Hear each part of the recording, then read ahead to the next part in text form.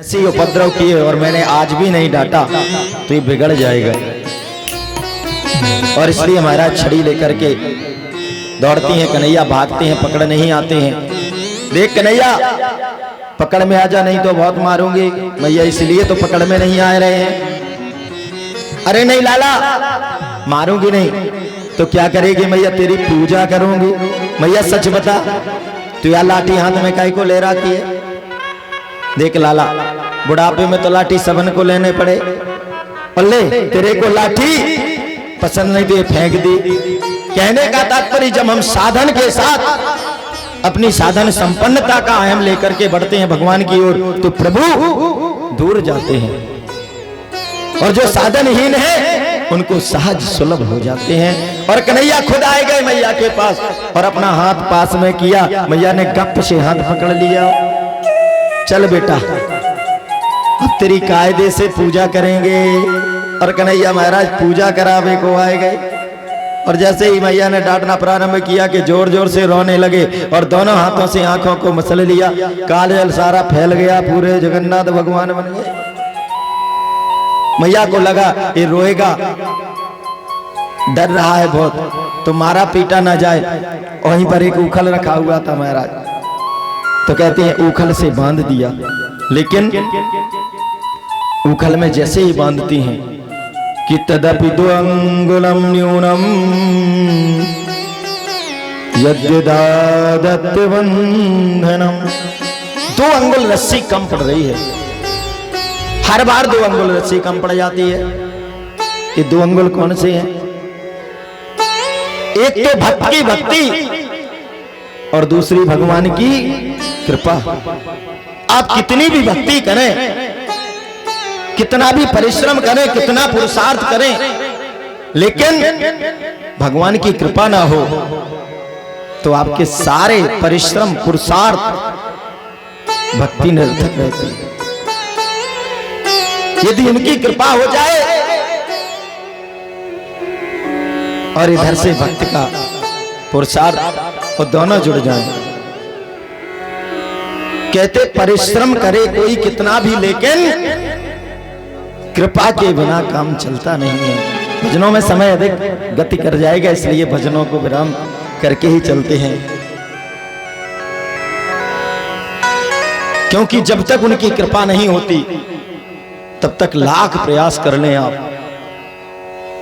जो उनकी कृपा का अनुभव नहीं करते वो सफल नहीं हो पाते। विश्वामित्र महामुनि ज्ञानी, विश्वामित्र जी मुनि नहीं महामुनि है, परम ज्ञानी है, विद्वान है, और यज्ञ करते हैं लेकिन सफल नहीं होते हैं। दैत्य लोग आते हैं, असुर लोग आते हैं और विफल कर देते हैं यज्ञों को। क्यों? क्योंकि किसी की कृपा को मानते ही नहीं है। ज्ञानी है, विद्वान है, संत है, लेकिन जब महाराज दशरथ जी के यहां गए और राम लक्ष्मण को लेके आ गए तब यज्ञ सफल हो गया। इसलिए उसकी कृपा पाना तो बहुत आवश्यक है। और इस प्रकार से प्रभु कृपा करते हैं और बंध जाते हैं। उखल बंधन होता है। कहते हैं महाराज उखल बंधन में बंद करके जाते हैं तो आंगन में जो 2 अर्जुन के बड़े पेड़ थे उन वृक्षों को के मध्य से निकल जाते हैं और दोनों वृक्ष उखड़ करके गिर जाते हैं। उनसे 2 दिव्य पुरुष प्रकट होते हैं और दोनों प्रभु का आशीष पाके परम धाम को जाते हैं। ये कौन है? ये नलकूबर और मणिग्रीव कुबेर के बेटे हैं। और महाराज इन्होंने सरोवर में स्नान कर रहे थे, उधर से परम संत जैसे ही गुजरे कि महाराज दोनों नग्नावस्था में खड़े होकर के पंडित जी दंडौत खड़े हो गए।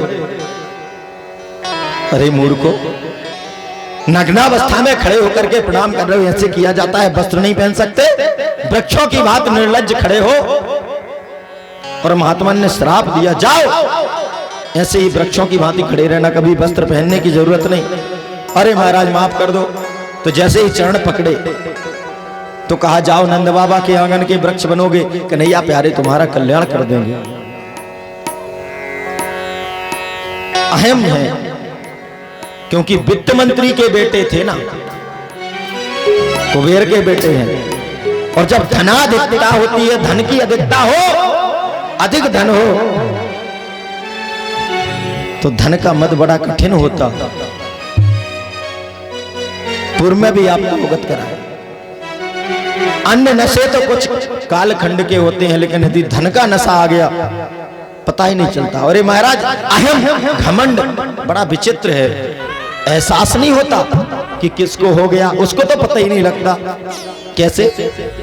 जैसे किसी को रात में सोते समय खर्राटे आते हो, उसको पता ही नहीं होता। उससे पूछो रात में बड़े खर्राटे मारते हो, आस पड़ोस को सोने नहीं देते। अरे भाई साहब हम कहां खर्राटे करते हैं, ये तो पड़ोस में जो सो रहा है उनको पता चलता है कि भाई साहब को खर्राटे आने लगे हैं,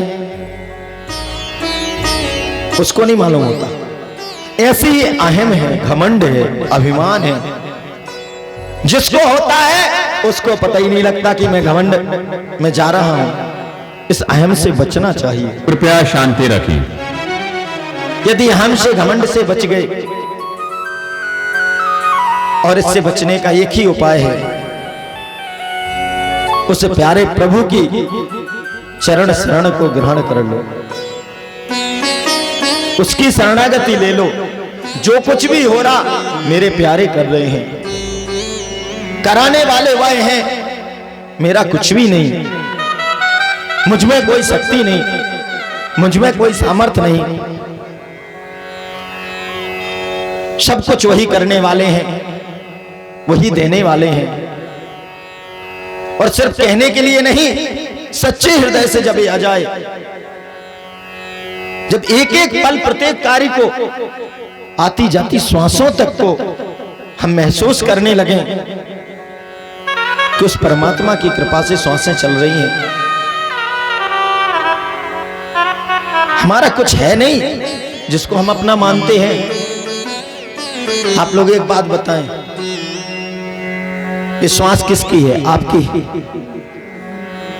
अपनी मानते हैं ना महाराज, हमारा शरीर हमारी श्वास तो है ही, ठीक, आपकी है, मान लिया।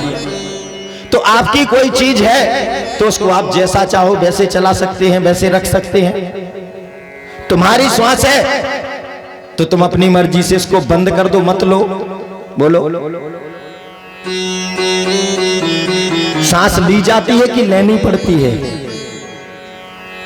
लेनी पड़ती है कि ली जाती है? बोलो, लेनी पड़ती है। क्यों? क्योंकि लेनी नहीं पड़ेगी तो लेने देनी पड़ जाएगी, ना चाह के भी लेनी पड़ती है, और ली तो छोड़नी भी पड़ती है। अपनी इच्छा से तो नहीं चलती। किसकी इच्छा से चलती? दूसरे की। और दूसरा कौन है? वही। इसलिए जब ये बात समझ में आ जाएगी कि ये जो श्वास भी चल रही है ना, ये भी मेरी अपनी नहीं है। अभी तो वो कहता है तुम जानते नहीं मुझको, ये मेरा गाड़ी वाहन ट्रैक्टर कारोबार फैक्ट्री सब कुछ अपना, अपने बाप का। और ये नहीं जानता ये शरीर भी तेरा खुद का नहीं है, ये तो ड्रेस है, एक बार पहना दी और पुरानी हुई फटी अलग हुई और अगली वाली फिर पहना दी जाएगी। कपड़े उतार के जैसे टांग देते हो। जो सच्चे महात्मा हैं, सिद्ध संत, हमारे परम पूज्य बैरागी जी ब्रह्मचारी जैसे, उनके लिए तो ये शरीर है बस आसान सी जीर्णानी था व्याय नवा निगरानी न रूप, उनके लिए तो वही है, वस्त्रों की भांति थे। और इसीलिए महाराज दोनों परम संत तप करते रहे। और जब देह त्याग किया पता ही नहीं लगा कब देह छोड़ दी। लोग चाह करके भी जब प्राण निकलने होते हैं कितनी वेदनाएं पीड़ाएं होती हैं। सत्य घटना है, एक बार ऐसा सुअवसर मिला, छतरपुर में जब शिक्षण काली चल रहा था, भाई हरिशंकर तिवारी जी और भाभी जी के साथ वहां जाने को अवसर मिला। और उस समय बैरागी जी महाराज की सेवा चल रही थी। तो ब्रह्मचारी जी महाराज कहने लगे, मुन्ना बैरागी को लेकर के हम डॉक्टर के यहाँ गए थे, लोग नहीं माने, दिखा दो। बोले उस डॉक्टर ने इनका सारा चेकअप किया, कह रहा है इस बाबा के तो खून वून है ही नहीं शरीर में, और ये जिंदा है कैसे। उन्होंने कहा इनको कुछ दवा दे दो। पेट में थोड़ा सा जो भी आहार लेते थे, उस समय चलते नहीं थे, सिर पे बैठे रहते थे, और गोदी में उठा करके ये स्नान आदि करा के फिर बैठाल देते थे, बैठे रहते थे। एक दिन किसी कार्य से गौ सेवा में हरिशंकर जी लग गए, तो हमने कहा हम उठाएंगे आज। उन्होंने कहा उठा लेना। हमने कहा लगा फिसल जाएंगे, गिर ना जाए, बाबा जी तो इतने बड़े, हम कैसे उठाएंगे। और उस समय शायद 11वीं 12वीं में पढ़ रहे हों, 11वीं 9वीं ऐसा कुछ था। 10-12 वर्ष पहले।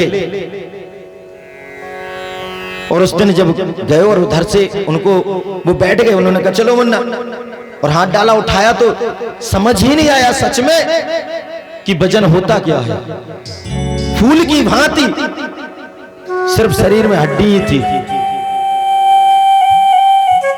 और इतनी तेज दृष्टि कि एक बार एक बछड़े को पकड़ते हुए हम बछड़े की रस्सी पकड़ी, फिसल गए उधर, और जैसे ही गिरने को बोले ओ मुन्ना, गिरा। दूर से दिख जाता था। और एक बार तो ऐसे देख करके बताया कि जहां तक लोगों की दृष्टि नहीं जाती। इधर भोजन प्रसाद बन रहा था सायंकाल में, और वहीं से आवाज लगा के ब्रह्मचारी जी कह रहे मुन्ना थोड़ा सा 4 टिक्कर 6 टिक्कर का और थोड़ा आटा बढ़ा देना, बिटिया से कह दो। महाराज जी आप दोनों लोगों के लिए, और हम 3 प्राणी तो 5 प्यारे हैं, 5 के लिए तो प्रसाद बन ही रहा है। अरे वो आ रहा है ना। हमने कहा इधर तो कोई नहीं, कौन आ रहा। अरे ठीक है, महात्मा का भेष है, आएगा खाएगा, रात में सोएगा, सुबह जल्दी निकल जाएगा। कुछ समझ में नहीं आ रहा था कह क्या रहे हैं, आएगा खाएगा निकल जाएगा। ब्रह्मचारी जी महाराज कह रहे हैं हम लोगों से सामने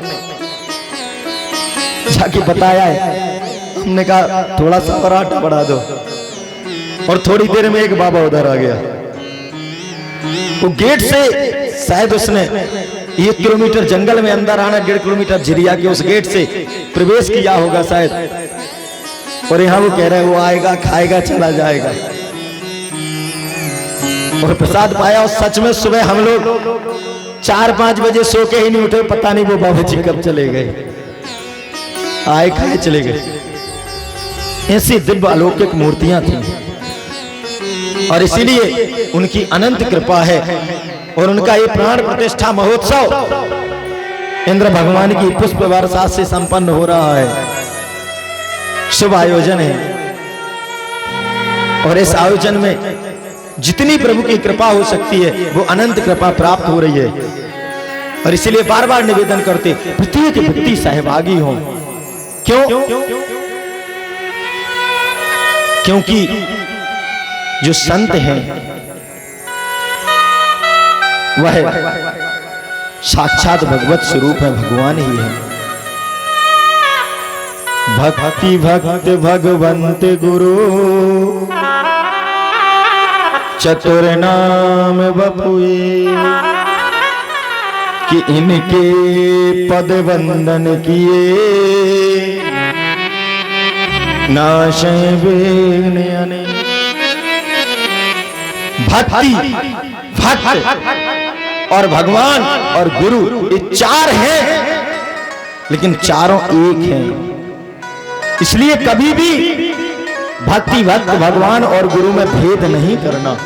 भेद दृष्टि बड़ी खतरनाक है।